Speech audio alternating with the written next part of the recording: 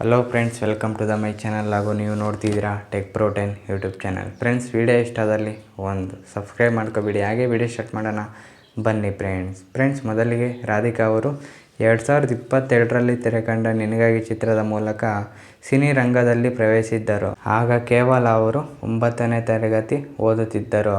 ಹಾಗಾದರೆ ನಂತರ ತವರಿಗೆ ಬಾ ತಂಗಿ, ರಿಷಿ, ಮಂಡ್ಯ, ಆಟೋ ಶಂಕರ್, ಅಣ್ಣ ತಂಗಿ ಮುಂತಾದ ಹಿಟ್ಗಳನ್ನು ಚಿತ್ರಗಳಲ್ಲಿ ನಟಿಸಿ ಖ್ಯಾತಿ ಗಳಿಸಿದ್ದಾರೆ.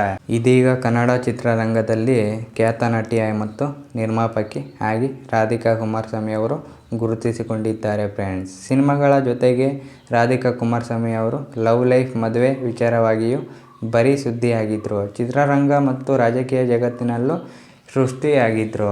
ಹಾಗಾದರೆ ರಾಧಿಕಾ ಅವರು 14ನೇ ವಯಸ್ಸಿನಲ್ಲಿ ರತನ್ ಕುಮಾರ್ ಎಂಬುವರನ್ನು ಜೊತೆ ಕಟೀಲಿನ ದುರ್ಗಾ ಪರಮೇಶ್ವರಿ ದೇವಸ್ಥಾನದಲ್ಲಿ ಬಾಲ್ಯ ವಿವಾಹವಾಯಿತು.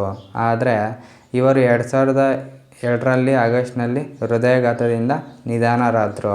ಹಾಗಾದರೆ ರಾಧಿಕಾ 2002ರಲ್ಲಿ ಕನ್ನಡದ ನೀಲ ಮೇಘ ಶ್ಯಾಮ ಚಿತ್ರದ ಮೂಲಕ ಗಮನವನ್ನು ಸೆಳೆದರು. ಬಳಿಕ ನಿನಗಾಗಿ ಸಿನಿಮಾ ಮೂಲಕ ರಾಧಿಕಾ ಜನಪ್ರಿಯರಾದರು.